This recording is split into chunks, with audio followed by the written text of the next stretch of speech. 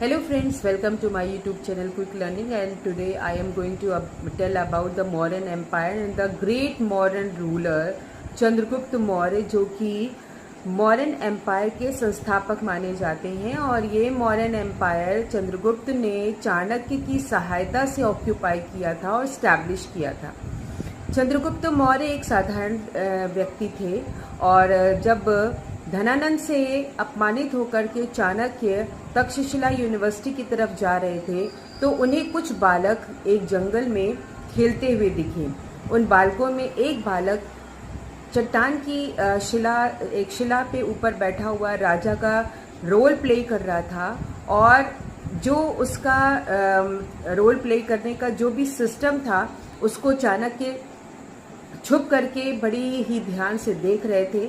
और जब उन्होंने देखा कि वो उस बालक में एक कुशल राजा बनने के सारे लक्षण हैं, क्योंकि वो इतनी अच्छी तरीके से अपना न्याय कर रहे थे, जिसको देख करके चाणक्य बहुत ही प्रभावित हुए और उन्होंने उस बच्चे को अपने साथ ले जाकर के तक्षशिला यूनिवर्सिटी में विद्या दिलवाई।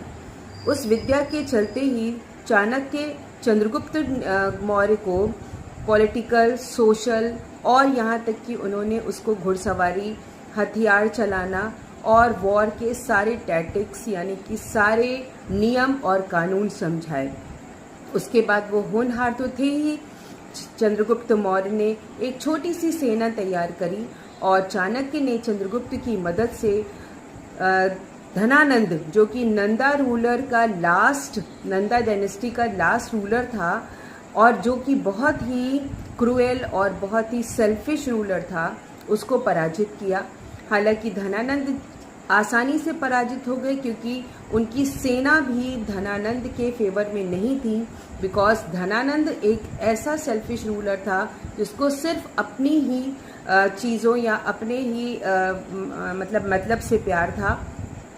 उसने शासन में वो चीज़ें इम्प्लीमेंट कराई जो कि आम जनता के लिए सुटेबल नहीं थी। तो धनानंद चंद्रगुप्त से पराजित हुए, और उसके बाद चंद्रगुप्त मौर्य ने एक अखंड भारत की नींव रखी। चंद्रगुप्त मौर्य ने धनानंद को पराजित करने के बाद सेल्यूकस, जो कि ग्रीक रूलर का एम्बेसडर था, उसको भी पराजित किया।